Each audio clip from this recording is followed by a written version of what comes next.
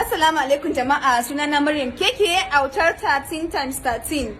Assalamu alaikum wa rahmatullahi, sunana Hassana Abdullahi, sunana Hassana Maiduguri.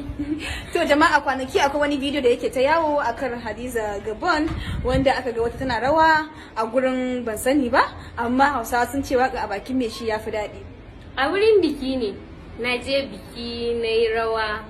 To a takaice dai da na yi rawa kawai sai na ji ana ta tutura ana daurawa ana cewa Gabon ce, to ba ita bace ba, wannan Hassana ce.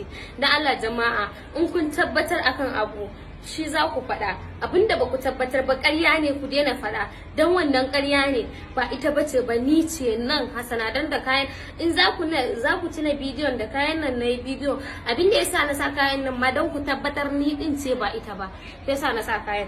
Dan duk inda da je cewa ake ga kanwa Hadiza ga Gabon, to ni da jama'a ba sai idan ce kamar So, masha Allah, sai na gode sosai, Allah ya saka da alkhairi da kika amsa kira na. To da fatan ke ma sister baki yafe. Ya hakuri, my sister, my mommy, my auntie duka. To shikenan, mun gode sosai, Allah ya saka da alkhairi.